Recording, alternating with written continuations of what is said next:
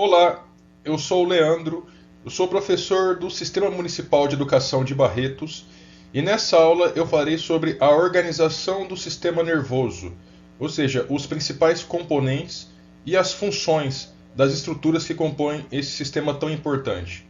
O sistema nervoso ele tem a função de coordenação das diversas atividades do corpo. Juntamente com o sistema hormonal, ele está relacionado com a movimentação de órgãos como, por exemplo, o coração, o fígado, os rins, o intestino. O sistema nervoso ele é composto por células muito especiais chamadas neurônios, que eu falarei ao longo dessa aula.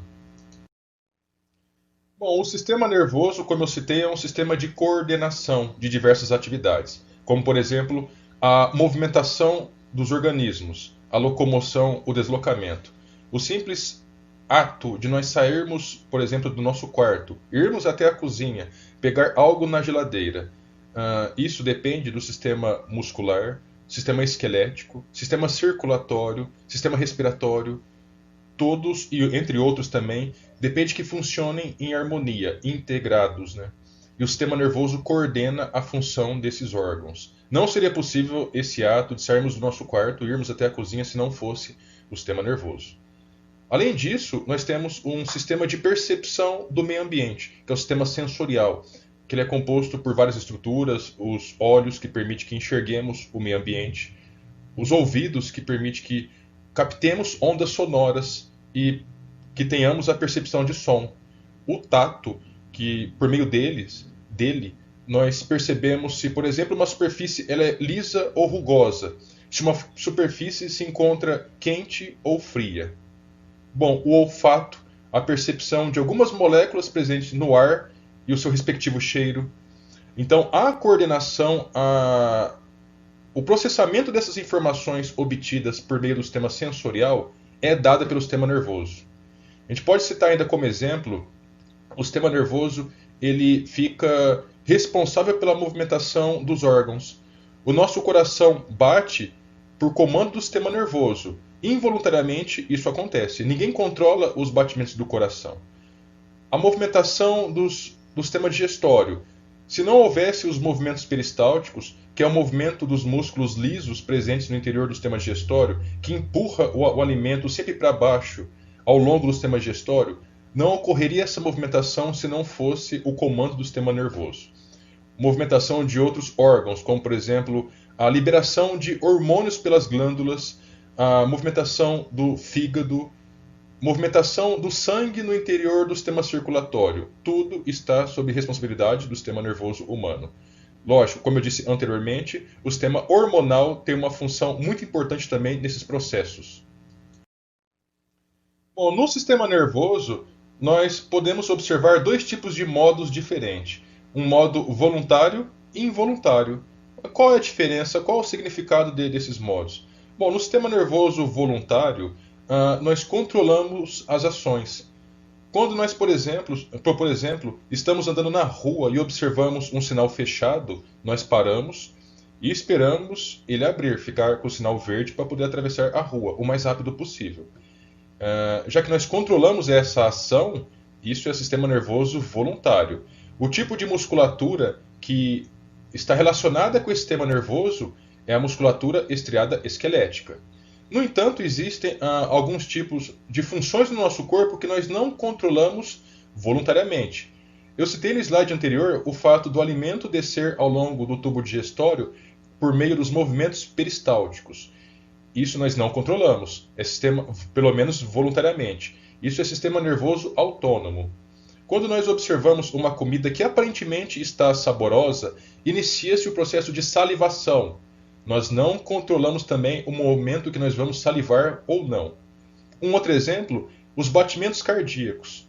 Nós não conseguimos parar os batimentos cardíacos ou aumentar a sua intensidade.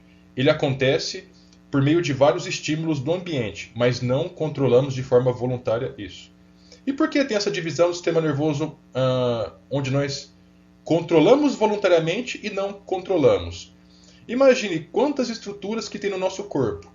Agora imagine você ao mesmo tempo ter que controlar o momento que você vai salivar, o momento que a comida tem que descer em determinada parte do sistema digestório, controlar quantos batimentos cardíacos vão acontecer por minuto. Seria muita informação para o nosso sistema nervoso voluntário dar conta. Então, por isso que um dos principais motivos que é essa separação de sistema nervoso voluntário e involuntário. Bom, o sistema nervoso humano ele é subdividido em dois outros sistemas nervosos. O sistema nervoso central, que ele é formado pelo encéfalo, conforme indicado nessa seta vermelha. O encéfalo ele fica na região da cabeça, no interior do crânio, grande parte dele. E também pela medula espinhal, ou medula raquidiana, indicada por essa seta vermelha logo abaixo. A medula espinhal corresponde a essa linha que é representada nessa figura com um tom amarelo um pouco mais claro. O sistema nervoso ele tem a função de coordenação das informações que ele recebe, principalmente provenientes dos órgãos dos sentidos, os órgãos sensoriais. Ele recebe essas informações, processa e fornece uma resposta adequada. Como, por exemplo, que eu dei um exemplo anteriormente de uma pessoa que, na tentativa de atravessar a rua, ela percebe que o sinal do semáforo está fechado. O órgão sensorial, os olhos, percebe essa situação, manda a informação para o sistema nervoso central, ele processa e fornece como resposta o ato da pessoa ficar parada e esperando um outro estímulo, que é a luz verde, que vai permitir que a pessoa atravesse o sinal. Agora nós temos também o sistema nervoso periférico, que ele é formado por gânglios nervosos, que são essas bolinhas, essas pequenas dilatações, que nada mais são do que corpos celulares de neurônios que estão conectados, ligados à medula espinhal do sistema nervoso central. O sistema nervoso periférico ele é formado também por nervos. Esses nervos são esses pequenos fiozinhos que estamos observando nessa figura. Nós temos, no total, de 12 pares de nervos cranianos e 31 pares de nervos raquidianos, conforme indicado por essa seta avermelhada.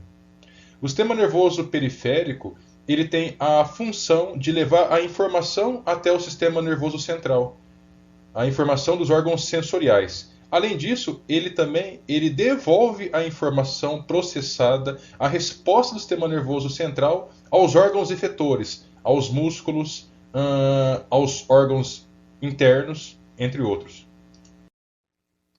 Bom, o encéfalo, presente no sistema nervoso central, ele é composto por várias outras estruturas. Bom, vamos iniciar pelo cérebro. O cérebro é o principal componente do encéfalo em quantidade. Grande parte da área do encéfalo é ocupada pelo cérebro. O cérebro ele tem várias funções, dentre elas a percepção de estímulos do meio ambiente, a movimentação da musculatura esquelética, ou seja, estriada esquelética, que é aquela musculatura na qual nós controlamos o movimento, se dá pelo meio principalmente do cérebro. Além disso, processos mentais superiores, como pensamento, linguagem, raciocínio, não seriam possíveis se não houvesse um cérebro. Bom, a segunda estrutura, o hipotálamo. O hipotálamo ele tem como principais funções o controle da temperatura corporal, a sede, a percepção da falta de água no corpo se dá pelo hipotálamo. Além disso, o comportamento sexual e as emoções são muito influenciadas pelo hipotálamo. Bom, outro componente, o cerebelo. O cerebelo ele tem funções importantes no equilíbrio corporal e na realização, na execução de movimentos de forma harmônica. Porque um movimento como, por exemplo, andar, não seria possível ser feito de forma harmônica se não fosse possível perceber o equilíbrio, o grau de equilíbrio de um corpo. Agora, o tronco encefálico, dentre outras várias funções, o tronco encefálico está relacionado com batimentos cardíacos, com a respiração, com a frequência respiratória e alguns movimentos do sistema digestório, como por exemplo a deglutição, que é o ato de engolir, e a salivação. Bom, a medula espinhal, ou medula raquidiana, é uma medula que está conectada ao tronco encefálico. Ela é presente, juntamente com o encéfalo, ela faz parte do sistema nervoso central. A medula espinhal, ela se encontra no interior da coluna vertebral. A coluna vertebral, por sua vez, é formada por vértebras. Então, a coluna vertebral faz parte do sistema esquelético e tem a função de proteção da medula espinhal. Da mesma forma que o encéfalo é protegido pelo crânio, a medula espinhal é protegida pela coluna vertebral. A medula espinhal, dentre outras várias funções, as principais seriam talvez levar estímulos percebidos ao longo do corpo diretamente para o encéfalo, para que ele processe essas informações e forneça uma resposta. A informação dessa resposta também é conduzida através da medula espinhal. A medula espinhal ela não tem a função somente de conduzir informação do corpo para o encéfalo e vice-versa. Ela tem a função também de coordenar as funções, como por exemplo, por meio dos ato-reflexos. Atos reflexos são respostas involuntárias, rápidas, frente a estímulos ambientais. Já viram aquela demonstração onde bate-se de forma bem leve um martelo no joelho de uma pessoa e leva à contração da musculatura da perna, da panturrilha, da coxa, ao ponto de promover a movimentação da perna da pessoa e a pessoa dá um pequeno chute? Isso é um ato reflexo onde essa informação passa no interior da medula espinhal. Bom, vamos falar um pouco agora sobre o sistema nervoso periférico, que é composto, como eu já citei anteriormente, por nervos e por gânglios. Bom, no que se refere aos nervos, nós temos dois tipos de nervos. Nervos cranianos, já citei anteriormente, são 12 pares de nervos cranianos, representados nessa figura que estamos observando aí. Na próxima figura são os nervos raquidianos, que se encontram conectados diretamente com a medula espinhal ou raquidiana, que corresponde a 31 pares. Bom, os nervos cranianos e raquidianos, eles têm duas vias, eles podem ter duas vias, em alguns casos tem apenas uma via. Tem uma via aferente, também chamada de sensitiva. É uma via que leva a informação do órgão sensorial até o sistema nervoso central. Como exemplo nessa figura, uma via aferente ou sensitiva é o nervo óptico, representado pelo número 2. O nervo óptico, os olhos, eles captam imagens do ambiente, transforma em estímulo e passa por meio do nervo óptico, leva essa informação até o sistema nervoso central, o cérebro. O cérebro vai entender o significado dessa imagem, vai processar ela e vai fornecer uma resposta pela via eferente ou via motora. E essa informação vai chegar até os músculos, por isso que é motor. Via motora porque leva a informação até músculos. E fornecendo uma resposta que o sistema nervoso vai julgar adequada. Como, por exemplo, quando nós enxergamos algo nojento, que nós julgamos ser algo nojento, os olhos percebem, passa a informação pela via aferente ou sensitiva, chega no cérebro, o cérebro processa essa informação e fornece uma resposta pela via eferente ou motora, como por exemplo o nervo facial. Já percebeu que quando nós observamos algo que é nojento, nós não fazemos uma expressão de repulsa? A expressão de repulsa seria a movimentação dos músculos da face em resposta a um comando do cérebro, e essa informação foi dada a esses músculos por meio da via eferente ou via motora. Bom, agora quanto aos nervos raquidianos ou nervos espinhais, são nervos presentes na medula espinhal ou raquidiana. Nessa figura da esquerda, nós estamos observando as 5 regiões de nervos raquidianos, que é a região de responsabilidade dos nervos cervicais, nervos torácicos, nervos lombares, nervos sacrais ou nervo coxígeo. Essas 5 regiões somadas formam a medula espinhal. Perceba que nessa figura da direita, se uma pessoa recebe o estímulo na região do umbigo, da barriga, representado em azul, ou na região das costas, é de responsabilidade esse estímulo e a resposta para esse estímulo, o nervo torácico.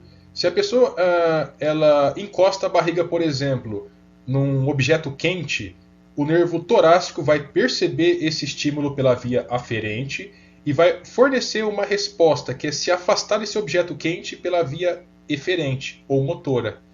E tudo responsabilidade dos nervos torácicos.